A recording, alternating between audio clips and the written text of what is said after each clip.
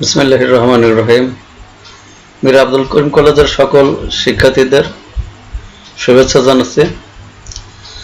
আশা করি করোনাকালীন মহাদুর্যোগের সময় তোমরা সকলেই স্বাস্থ্যবিধি মেনে চলছো এবং সুস্থ আছো, এবং আরো আশা করছি শুধু শুধু সময় নষ্ট না করে নিশ্চয় তোমরা তোমাদের মতো বাড়িতে পড়াশোনার কাজ চালিয়ে যাচ্ছ।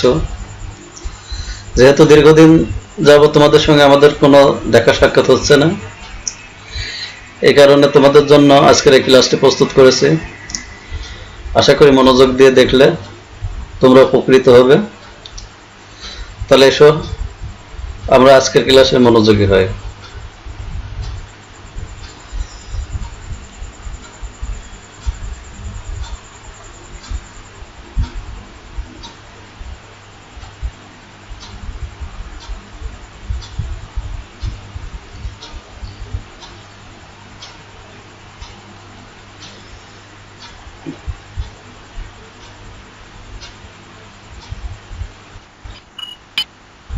শিক্ষার্থীরা, নিশ্চয়ই তোমরা উদ্যোগটি খেয়াল করেছ।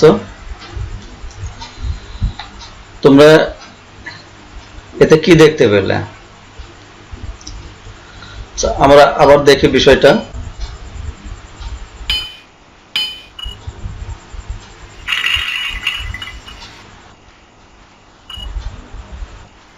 হ্যাঁ, ঠিকই ধরেছ যে একটি বল এসে আঘাত করলে এবং ইটগুলো পড়ে গেল, অর্থাৎ বলের আঘাতের জন্যই ইটগুলো পড়ে গেল।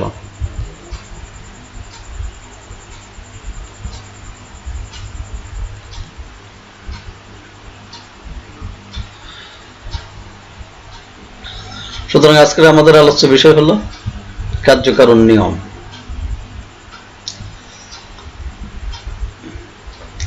আজকের এই পাঠ থেকে তোমরা যা শিখতে পারবে তা হলো কার্যকারণ কি, কারণের বৈশিষ্ট্য ও শর্তসমূহ, বহুকারণবাদ ও বহুকারণ সমন্বয়।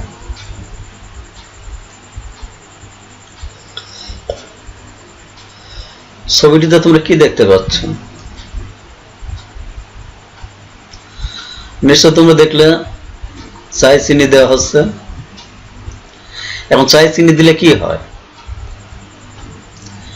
ঠিকই ধরেছ, চায় চিনি দিলে চা মিষ্টি হয়। তাহলে চা মিষ্টি কেন হলো? চায় চিনি দেওয়ার জন্য।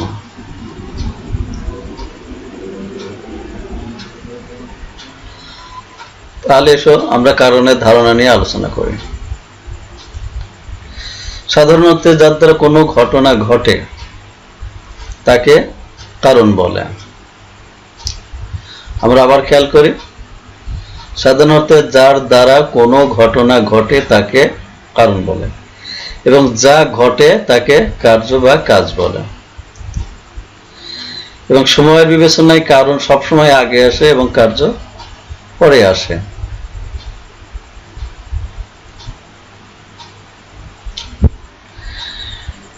কারণ সম্পর্কে যুক্তিবিদ জেস মিল কি বলছেন আমরা সেটা জেনে নিই।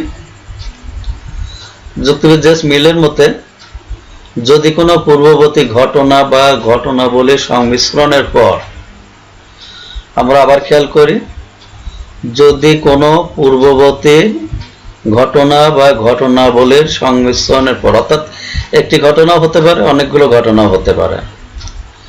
আচ্ছা, এরপর কি হলো? সংমিশ্রণের পর অন্য একটি ঘটনা সকল সময় শর্তহীন ও অপরিবর্তনীয়ভাবে ঘটতে দেখা যায়। অর্থাৎ আগের এই যে ঘটনা বা ঘটনাবলী ঘটলো, তারপরেই হলো দেখা যাচ্ছে যে অন্য একটি ঘটনা ঘটবে, এবং আগের এই ঘটনাগুলো ঘটলেই তার ওই পরের ঘটনাটা ঘটবে, এবং এই ক্ষেত্রে অন্য কোনো শর্ত কিন্তু প্রযোজ্য হবে না। অর্থাৎ আগের এই অবস্থাগুলোর উদ্ভব ঘটলেই পরের এই অবস্থাটি অপরিবর্তনীয়ভাবে ঘটবে এবং শর্তহীনভাবে ঘটবে।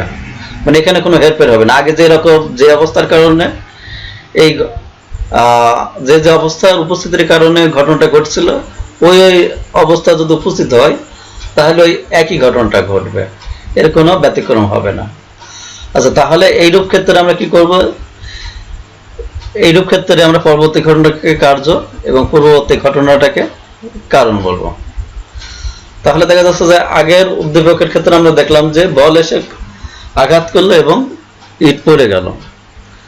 তাহলে এই যে আঘাতের কারণে, বলের আঘাতের কারণে ইট পড়ে গেল। এখন বল যেভাবে আঘাত করলো এবং যেভাবে ইট পড়লো, যদি ওই বল একইভাবে আঘাত করে তাহলে একইভাবে ইট পড়বে।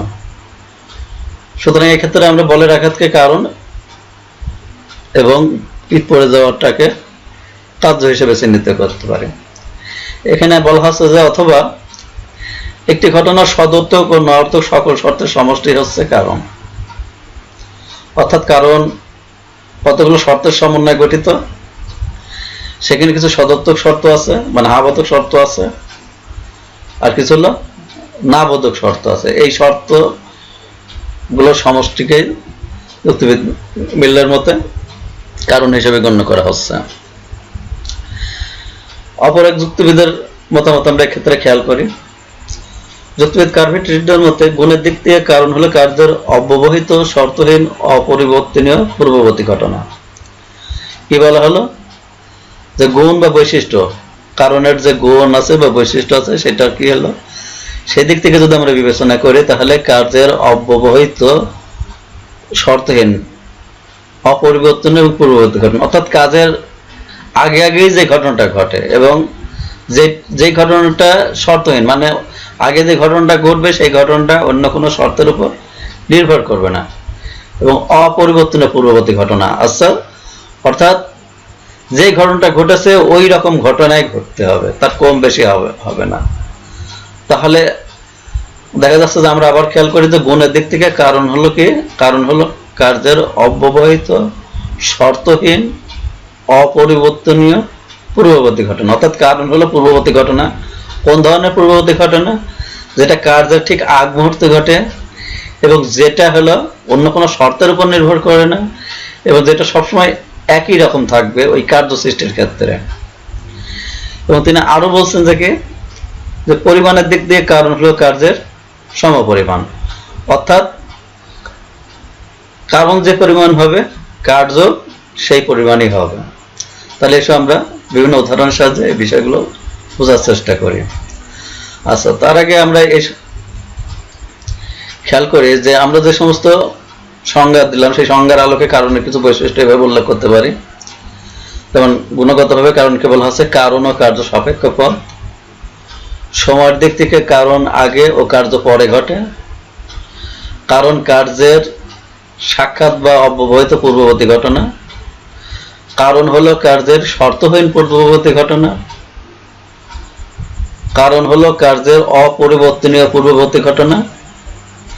কারণ ও কার্যের মধ্যে অপরিহার্য বা অনিবার্য সম্পর্ক বিদ্যমান। এবং আরেকটি শর্ত হলো কারণ হলো কতগুলো শর্তের সমষ্টি। এগুলো আমরা খেয়াল করি, বলা হচ্ছে কারণ ও কার্য সাপেক্ষ পদ, অর্থাৎ মানে কোনো একটা বিষয় কারণ এবং তার তুলনায় অন্য একটি বিষয় হলো কার্য। তারপর বলা হচ্ছে যে সময়ের দিক থেকে কারণ আগে আসে ও কার্য পরে আসে, অর্থাৎ কোনো ঘটনার কোনো বিষয়টাকে কারণ হতে হলে সেটা আগে ঘটবে এবং তারপরে যেটা হবে সেটাই হলো কার্য। তারপর বলা হচ্ছে যে কারণ কার্যের সাক্ষাৎ বা অব্যবহিত পূর্ববর্তী ঘটনা, অর্থাৎ কোনো কার্যের কোনো বিষয়কে কারণ হতে হলে ঠিক তার পূর্ব মুহূর্তে ঘটতে হবে, এদের মাঝে আর কোনো ঘটনা ঘটবে না। তারপর বলা হচ্ছে যে কারণ হলো কার্যের শর্তহীন পূর্ববর্তী ঘটনা, অর্থাৎ আমরা যাকে কারণ মনে করছি সেইটা অন্য কোনো শর্তের উপর নির্ভর করবে না। অন্য কোনো শর্তের উপর যদি নির্ভর করে তাহলে সেই ঘটনাটাকে ওই ঘটনার কারণ বলা যাবে না। তারপর বলা হচ্ছে যে কারণ হলো কার্যের অপরিবর্তনীয় পূর্ববর্তী ঘটনা, তার মানে যেভাবে হলো ঘটনাটা ঘটেছে,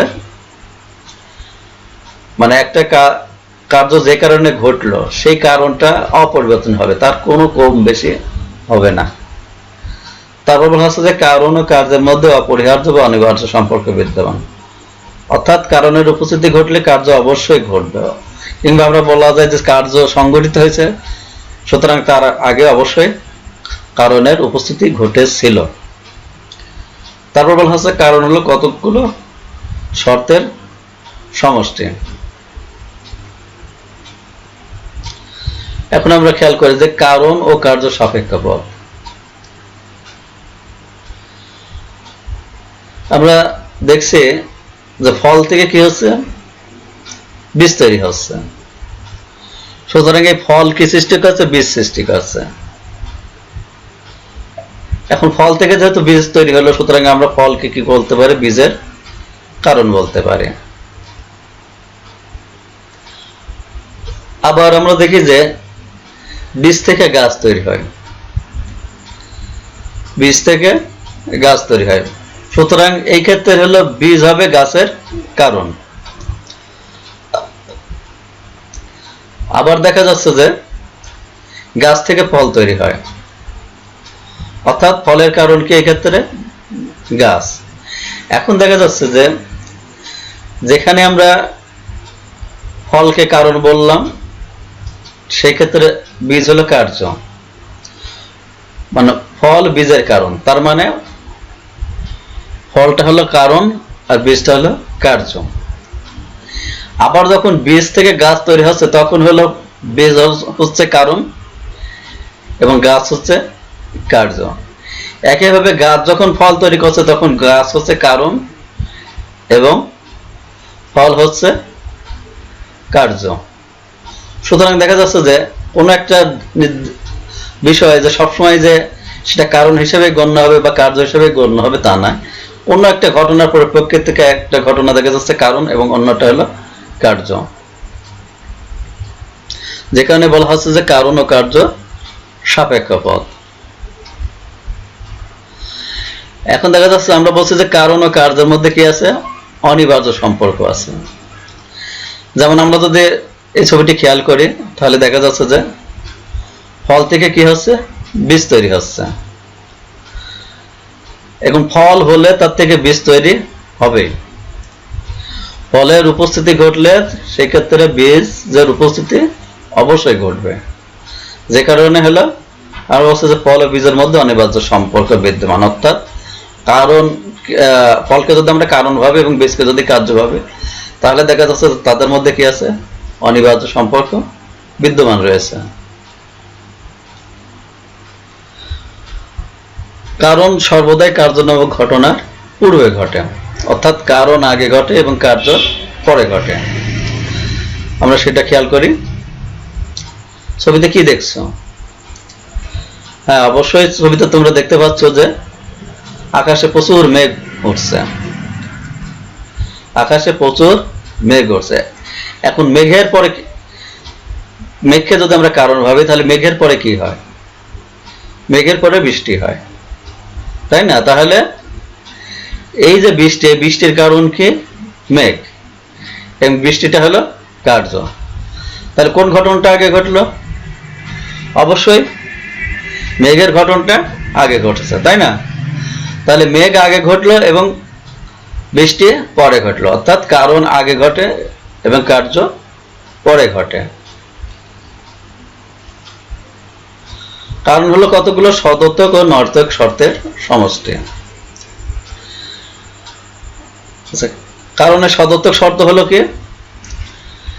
কারণের সদর্থক শর্ত হলো কার্য সংঘটিত হওয়ার সময় যে ঘটনার উপস্থিতি থাকতে হবে।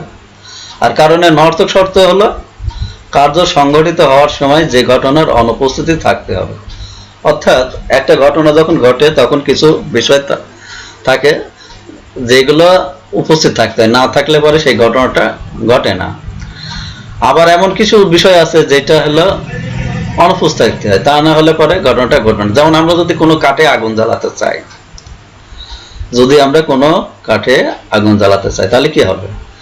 তাহলে দেখা যাচ্ছে যে সেখানে কিছু বিষয় আছে যেটার উপস্থিত থাকতে হবে, আবার কিছু বিষয় আছে যেটার উপস্থিত থাকলে চলবে না। যেমন হলো আমরা যে ক্ষেত্রে কাঠে আগুন জ্বালাতে যাবে, সেক্ষেত্রে কি হতে হবে, কাঠটাকে শুকনা হতে হবে। তাহলে কাঠটা শুকনা থাকা, এটা হলো একটা শর্ত, মানে কাঠের শুকনা থাকতেই হবে। আর কি হলে চলবে না, কাঠ ভেজা হলে চলবে না। তার মানে কাঠের শুকনা হওয়াটা হলো সদর্থক শর্ত এবং ভেজা হওয়াটা হলো তার নর্তক শর্ত। আবার দেখা যাচ্ছে সেখানে অক্সিজেন থাকতে হবে, অক্সিজেন থাকাটা তার হলো সদর্থক শর্ত, অক্সিজেন না থাকাটা তার হলো নর্তক শর্ত। কিংবা দেখা যাচ্ছে যে পানি অথবা হলো কার্বন ডাই অক্সাইডের উপস্থিতি আগুন জ্বালাতে বাধাগ্রস্ত করে, সুতরাং এগুলো তার হলো কি নর্তক শর্ত। এই সমস্ত বিষয়গুলো সেই ক্ষেত্রে উপস্থিত থাকা যাবে না। সুতরাং দেখা যাচ্ছে যে একটা কার্য সংগঠিত হলে কিছু বিষয় আছে তার অনুকূল, অর্থাৎ কার্যটা সংগঠিত করতে সাহায্য করে, আবার কিছু বিষয় আছে তাকে বাধাগ্রস্ত করে।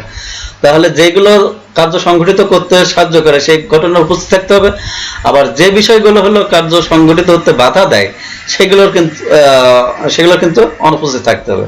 সুতরাং দেখা যাচ্ছে যে আমরা যখন কারণ ভাববো তখন অবশ্যই আমাদের খেয়াল করতে হবে যে সেই ক্ষেত্রে কিছু ঘটনার উপস্থিত থাকতে হবে এবং কিছু ঘটনার হলো অনুপস্থিত থাকতে হবে। যে কারণে বলা হচ্ছে কারণ হলো কতগুলো সদর্থক ও নর্তক শর্তের সমষ্টি। এসব আমরা আরো অন্য একটা উদাহরণ দ্বারা বুঝে, আমরা ছবিতে কি দেখতে পাচ্ছি যে লঞ্চ ডুবি হয়েছে। এখন যদি লঞ্চ ডুবিটাকে আমরা কার্য বিবেচনা করি,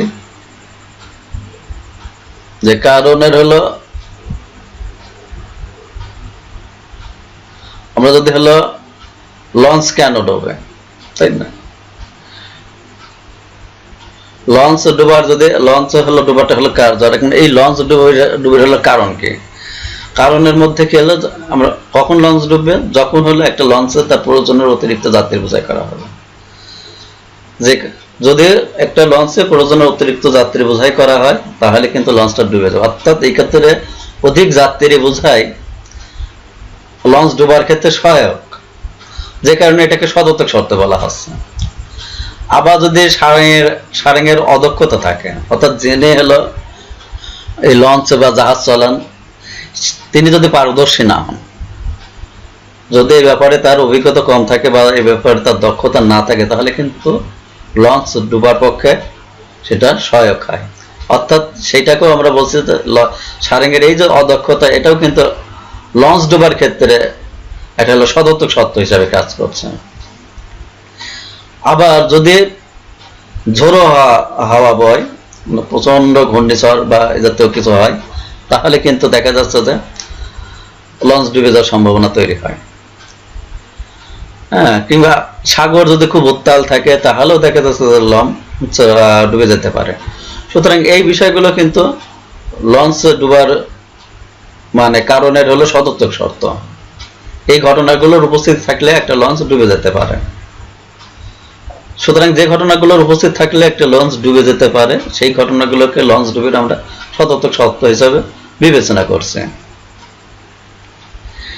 এখন দেখা যাচ্ছে যে লঞ্চ ডুবে কিছু নর্তক শর্ত আছে। সেই নর্তক শর্তগুলো কি বলা হচ্ছে? লঞ্চ ডুবে যাবে না যদি আমরা কি যে লঞ্চে অতিরিক্ত যাত্রী বোঝাই না করি। লঞ্চে অতিরিক্ত যাত্রী বোঝাই করলে লঞ্চ ডুবে যাবে, অর্থাৎ অতিরিক্ত যাত্রী সেই ক্ষেত্রে ডুবার ক্ষেত্রে সদর্থক শর্ত। আর যদি অতিরিক্ত যাত্রী বোঝাই না করি তাহলে কিন্তু লঞ্চ ডুবছে না, অর্থাৎ ওই কার্যটা সংগঠিত হচ্ছে না। সেই ক্ষেত্রে দেখা যাচ্ছে অতিরিক্ত যাত্রী বোঝাই না করা এটা কিন্তু নর্তক শর্ত। এবং আমরা বললাম যে সারেঙের যে অদক্ষতা, সারেঙের অদক্ষতার কারণেই কিন্তু লঞ্চ ডুবে। এখন যদি সারেং দক্ষ হয়ে ওঠে তাহলে কি লঞ্চ ডুববে? তাহলে অবশ্যই দেখা যাচ্ছে সেই ক্ষেত্রে লঞ্চ ডুবার সম্ভাবনা কমে যায়। সারেঙের দক্ষতার কারণেও লঞ্চ ডুবার সম্ভাবনা কমে যায়। সুতরাং সারেংকে দক্ষ হলে চলবে না। সারেং যদি দক্ষ হয়ে যায় তাহলে কিন্তু আর লঞ্চ ডুবলো না। আর যদি সারেঙের দক্ষতা না থাকে তাহলে কিন্তু লঞ্চ ডুবে যাবে। অর্থাৎ সারেঙের দক্ষতা না থাকাটা হলো সদর্থক শর্ত, আর সারেঙের দক্ষতা থাকাটা হলো এই ক্ষেত্রে নর্তক শর্ত, মানে লঞ্চ ডুবার ক্ষেত্রে।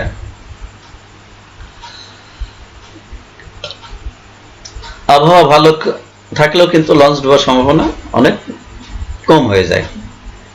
যদি আবহাওয়াটা ভালো থাকে তাহলে দেখা যাচ্ছে যে একটা বিক্ষুব্ধ আবহাওয়া আর হলো ভালো আবহাওয়া মধ্যে পার্থক্য আছে। বিক্ষুব্ধ আবহাওয়ায় দেখা যাচ্ছে যে সারেঙের পক্ষে অনেক সময় লঞ্চ কন্ট্রোল করা কঠিন হয়ে যায়। কিন্তু দেখো আবহাওয়া যদি স্বাভাবিক থাকে সেই ক্ষেত্রে লঞ্চ সাধারণত ডোবার সম্ভাবনা কমে যায়। সুতরাং আবহাওয়া ভালো থাকলে চলবে না, লঞ্চ ডোবার ক্ষেত্রে আবহাওয়া ভালো থাকলে চলবে না। সুতরাং এই শর্ত থাকা যাবে না, এই শর্ত থাকা যাবে না, কিংবা এইটাও থাকা যাবে না। কোন ক্ষেত্রে যাবে না? লঞ্চ ডোবার ক্ষেত্রে। অর্থাৎ এইসব শর্ত উপস্থিত থাকলে লঞ্চ ডুবে যাবে না, এই কারণে এইসব শর্তের অনুপস্থিতি থাকতে হবে। এখন আমরা কারণের আবশ্যিক শর্ত পর্যাপ্ত শর্ত নিয়ে সেটা আলোচনা করি।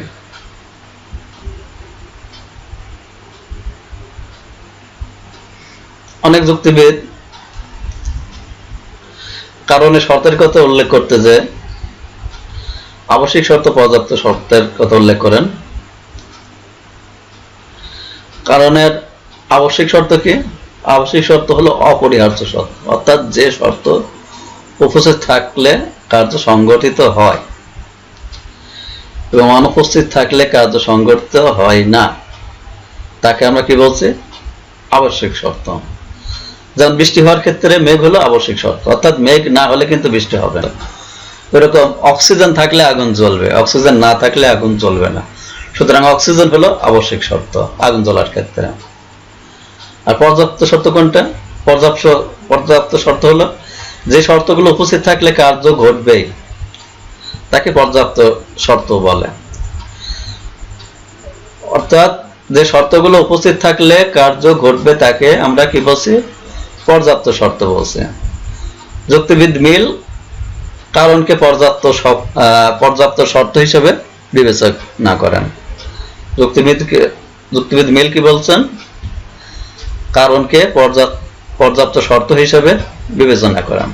যেমন আগুন লাগার ক্ষেত্রে অক্সিজেন আবশ্যিক শর্ত, তাহলে আগুন লাগার ক্ষেত্রে কি হলো? অক্সিজেন হলো আবশ্যিক শর্ত, হলো পর্যাপ্ত শর্ত নয়। কেননা অক্সিজেন ছাড়াও নির্দিষ্ট তাপমাত্রা, দাহ্য বস্তু, আগুন ইত্যাদির প্রয়োজন আছে। এইসব শর্তগুলোকে আমরা কি বলছি? পর্যাপ্ত শর্ত। সুতরাং আগুন জ্বলার ক্ষেত্রে যে শুধু অক্সিজেনের প্রয়োজন তা না, অক্সিজেন থাকলে জ্বলবে, না থাকলেও জ্বলবে না, সেটা ঠিক আছে, কিন্তু পাশাপাশি অন্যান্য অবস্থাগুলো কিন্তু থাকতে হবে। দাহ্য বস্তু থাকতে হবে, তাকে জ্বলনের মতো অবস্থা থাকতে হবে, তাকে শুকনা থাকতে হবে, তার নির্দিষ্ট তাপমাত্রা থাকতে হবে। ফলে এই মানে শুধু অক্সিজেন ছাড়াও আরো অন্যান্য অনেক শর্তই সেই ক্ষেত্রে উপস্থিত থাকা লাগছে। তাহলে এই যে আরো যে সমস্ত শর্ত আছে সেগুলোকে আমরা বলছি কি? পর্যাপ্ত শর্ত। এইসব শর্তগুলোকে আমরা বলবো, মোট কথা আবশ্যিক শর্ত ও পর্যাপ্ত শর্ত মিলেই কারণ সৃষ্টি করে।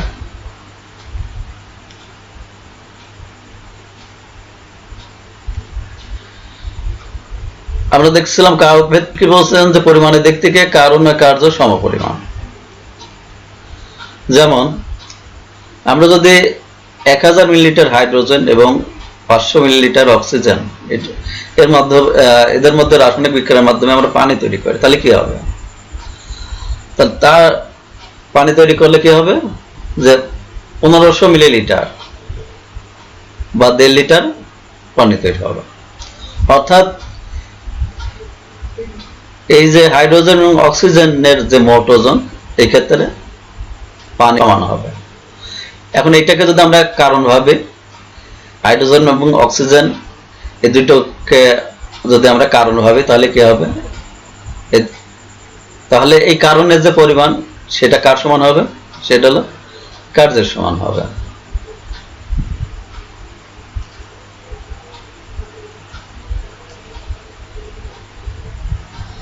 এখন এসো আমরা কারণের একটা যুক্তিদোষ নিয়ে আলোচনা করি, যেটাকে বলা হচ্ছে কারণের কাকতালীয় অনুপপত্তি।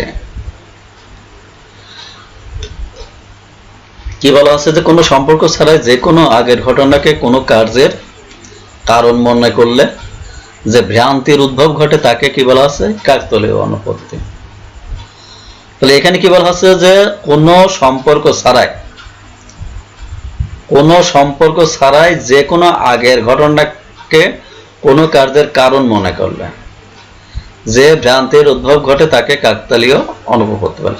এখন আমরা জানি কোনো কাজের কারণ আগে ঘটে এবং কার্যটা হলো পরে ঘটে। এখন এই যে আমরা বলছি যে একটা ঘটনা আগে ঘটছে এবং আরেকটা ঘটনা পরে ঘটছে, এবং যেটা আগে ঘটছে সেটাকে কারণ বলছে এবং যেটাকে পরে ঘটছে সেটাকে কার্য বলছে। আসলে যে কোনো আগের ঘটনাই কিন্তু ওই কার্যের কারণ না।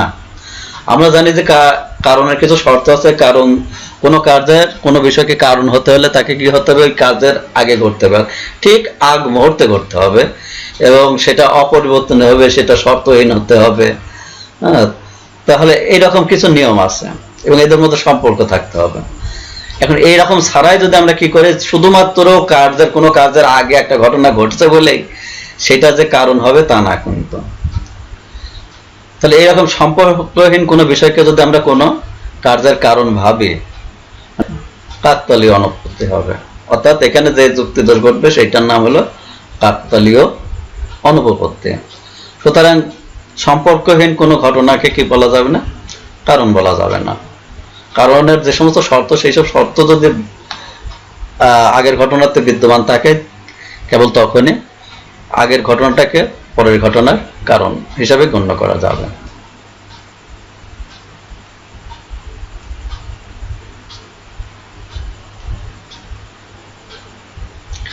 আমরা কারণের কাকতালীয় সম্পর্কে এই দৃষ্টান্তটি খেয়াল করি। দেখা যাচ্ছে অনেক সময় হয় কি যে বাড়িতে নতুন বউ আসলো আর হঠাৎ করে বাড়িতে হয়তো আগুন ধরে গেল। এখন দেখা যাচ্ছে এই যে ঘটনাটা, এই ক্ষেত্রে আগে কোনটা ঘটলো, নতুন বউ আসাটা আগে ঘটলো এবং বাড়িতে আগুন লাগাটা এটা হলো পরে ঘটলো। এখন এই বউ আসা আর এই আগুন লাগার মধ্যে কি আসলে কোনো সম্পর্ক আছে? নিশ্চয়ই কোনো সম্পর্ক নাই।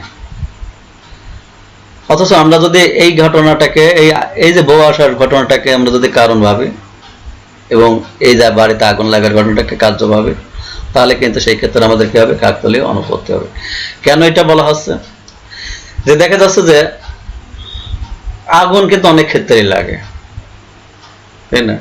কিন্তু সব ক্ষেত্রে যে বউ বাড়িতে আসে তা তো নয়। সব ক্ষেত্রেই কিন্তু বউ বাড়িতে আসে তা নয়। আমরা অনেক সময় বলে যে রথের কারণে বৃষ্টি হচ্ছে। এখন রথের কারণেই বৃষ্টি হচ্ছে, বৃষ্টি কি অন্যদিন হয় না? আর প্রতিদিনই কি সেই রথ যাত্রা শুরু হয়?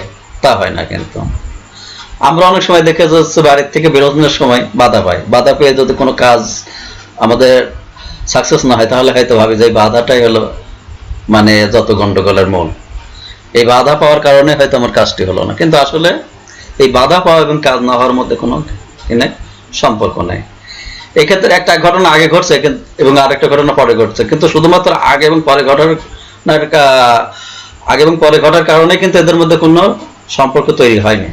কেননা দেখা যাচ্ছে যে অনেক দিন হলো আমরা বাড়ির থেকে বেরোচ্ছি এবং বিনা বাধাই বেরোচ্ছি, কিন্তু হয়তো দেখা যাচ্ছে যে কোনো কাজে আমরা সাকসেস হচ্ছে না।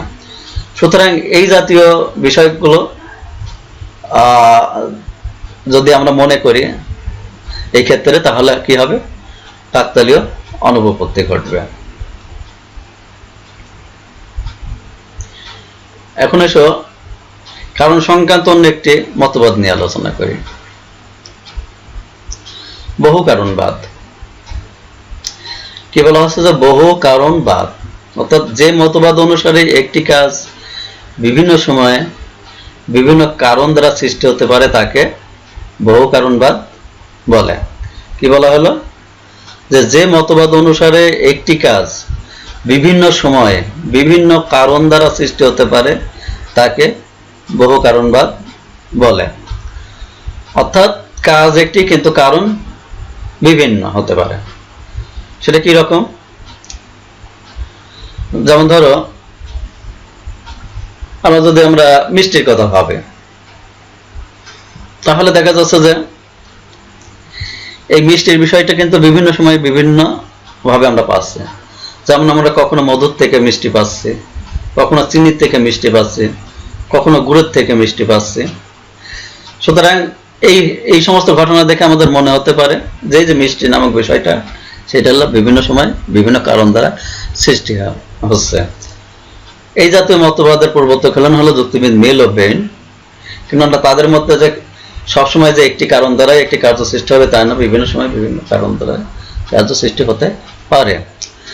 আমরা এই বিষয়টির আরেকটি উদাহরণ খেয়াল করি। আমরা দেখছি যে আলো, এই আলোটাকে আমরা কিভাবে পাই?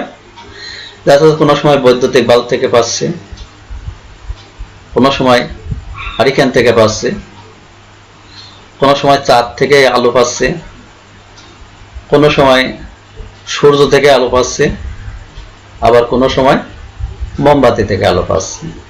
তাহলে দেখা যাচ্ছে যে আলো নামক বিষয়টা আমরা কিন্তু এক এক সময় এক একটা উৎস থেকে পাচ্ছি, অর্থাৎ কোনো সময় বৈদ্যুতিক বাল্ব, হারিকেন, চাঁদ, সূর্য, মোমবাতি এবং আরো হয়তো অনেক কিছু থেকে পেতে পারি।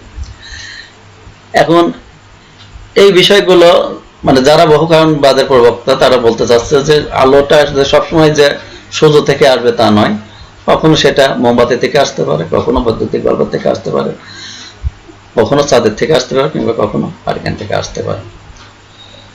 সুতরাং দেখা যাচ্ছে যে একটি কারণ সবসময় যে একটি নির্দিষ্ট কার্য থেকে আসে তা নয়। এখন প্রশ্ন হলো যে আচ্ছা, আমরা আরেকটা উদাহরণ খেয়াল করি। যেমন মিষ্টির কথা বললাম, মিষ্টি হলো কি কোনো সময় মধু থেকে আসে, গ্লুকোজ থেকে আসে, চিনি থেকে আসে, গুড় থেকে আসে, তাই না? তো এই জাতীয় উদাহরণ থেকে তারা বলতে চাচ্ছে যে একটা কাজ বিভিন্ন সময় বিভিন্ন কারণ দ্বারা সৃষ্টি হয়। এখন আমরা খেয়াল করি যে কোন মতটি আমাদের নিকট গ্রহণযোগ্য। আমরা এর আগে কারণের যে সংজ্ঞা পেয়েছি তাতে কি বলা হচ্ছে? কারণ হলো কার্যের অব্যবহিত, অপরিবর্তনীয়, শর্তহীন পূর্ববর্তী ঘটনা। অর্থাৎ একটা কাজের জন্য যেটা কারণ হবে সেইটাই সবসময় কারণ হিসেবে গণ্য হবে এবং সেইটা অপরিবর্তনীয় হবে। অর্থাৎ এক সময় একটা বিষয় কারণ এবং অন্য সময় আরেকটা বিষয় কারণ, সেটা কিন্তু হবে না। এইটা আমরা কারণের সংজ্ঞায় পেয়েছি। কিন্তু এখানে বলা হচ্ছে যে এই যে মিষ্টি নামক কার্যটা এটা বিভিন্ন সময় বিভিন্ন কারণ দ্বারা সৃষ্টি হচ্ছে, কিংবা এখানে আলো নামক যে বিষয়টা সেটা হলো বিভিন্ন সময় বিভিন্ন কারণ দ্বারা সৃষ্টি হচ্ছে। এখন আমাদের নিকট কোন মতবাদটি গ্রহণযোগ্য হবে? যে একটি কাজের একটা নির্দিষ্ট কারণ আছে, এটা কি গ্রহণযোগ্য, নাকি যে একটা কাজ বিভিন্ন সময় বিভিন্ন কারণ দ্বারা সৃষ্টি হতে পারে? কোন মতবাদটি গ্রহণযোগ্য? তোমরা এখানে লক্ষ্য করলে খেয়াল করবা যে আমাদের মধ্যে যে বিভ্রান্তি আছে সেটা কিন্তু মূল বিষয়টি না বোঝার কারণে। সেটা কি? যে আমরা যদি কারণের বিষয়টাকে খুব ভালোভাবে লক্ষ্য করি তাহলে বলা হচ্ছে যে কারণ কিন্তু অপরিবর্তনীয়। অর্থাৎ এক সময় বৈদ্যুতিক বাল্ব থেকে আসবে, এক সময় মোমবাতি থেকে আসবে, এক সময় সূর্য থেকে আসবে, তা না কিন্তু আলো। তাহলে আমরা এইভাবে দেখতে পাচ্ছি কেন? আমরা প্রকৃতিতে কেন? এই ক্ষেত্রে আমাদের চিন্তা ভাবনার কিছুটা ত্রুটি আছে। সেটা কিরকম?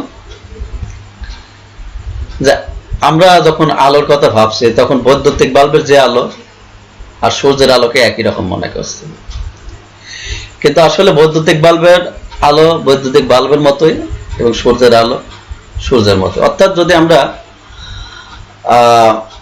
বৈদ্যুতিক বাল্বে বিশেষ অর্থে গ্রহণ করি, আলোটাকেও বিশেষ অর্থে গ্রহণ করি, তাহলে কিন্তু আমাদের এই সমস্যার সমাধান হয়।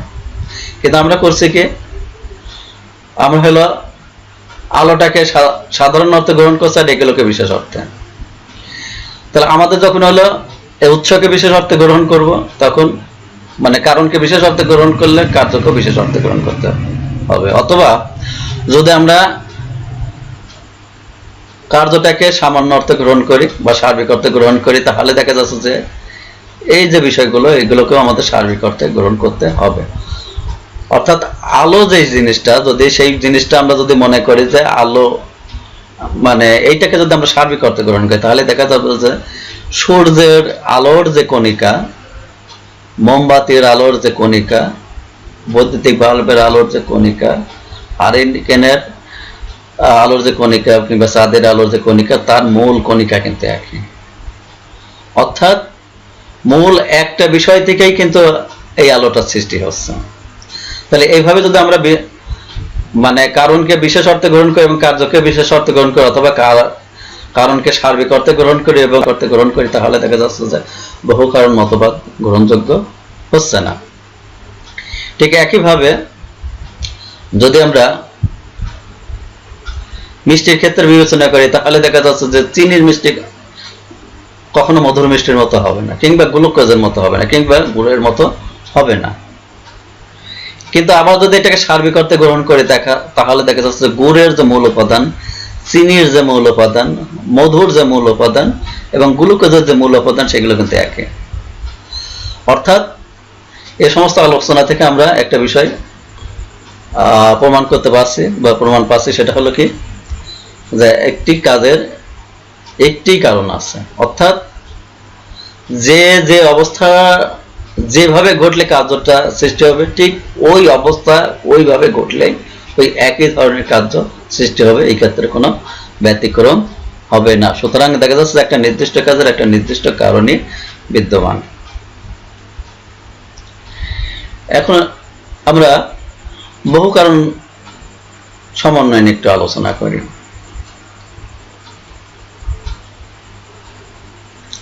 কি বলা হচ্ছে, যখন কতগুলো কারণ একত্রে একটি মিশ্র কার্য উৎপন্ন করে তখন কারণ সমূহের এরূপ একত্রিত হওয়াকে বহু কারণ সমন্বয় বলে।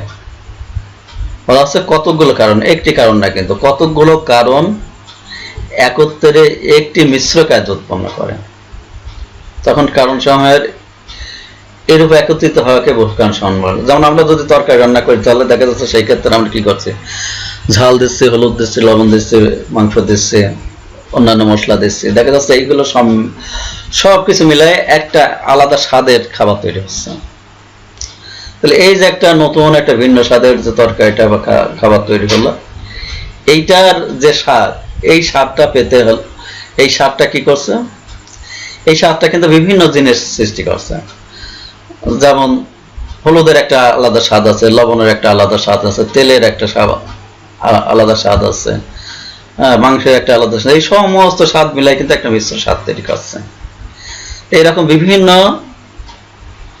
কারণ একত্রিত হয়ে যদি কি করে একটা মিশ্র কার্য সৃষ্টি করে, তাহলে কারণগুলোর এরকম একত্রিত হওয়াটাকে আমরা কি বলছি, বহু কারণ সমন্বয়।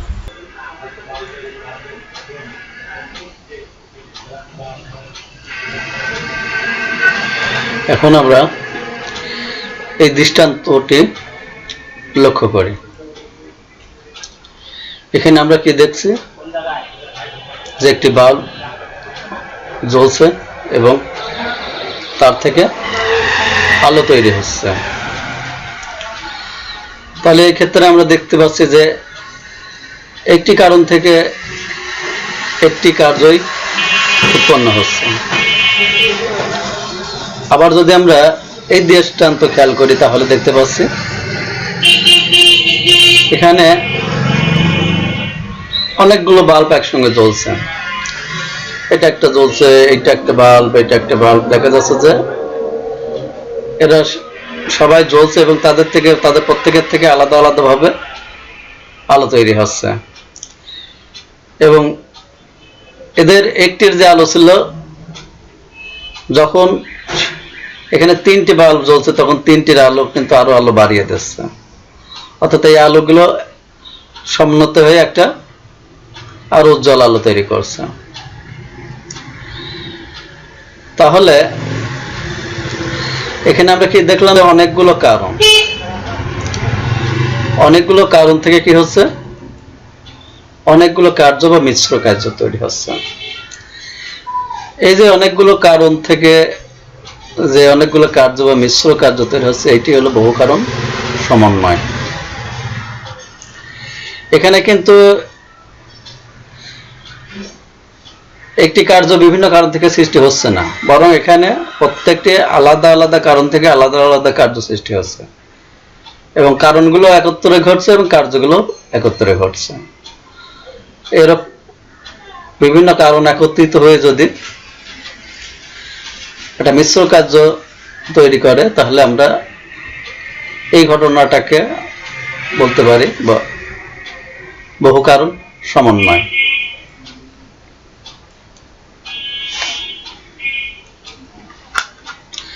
এখন এই উদ্দীপকটি খেয়াল করো, এই উদ্দীপকটি কি নির্দেশ করছে? এটা কি বহু কারণ বাদ নির্দেশ করছে নাকি বহু কারণ সমন্বয় নির্দেশ করছে? তোমরা ঠিকই ধরেছ, এটা একটি বহু কারণ সমন্বয়ের উদাহরণ।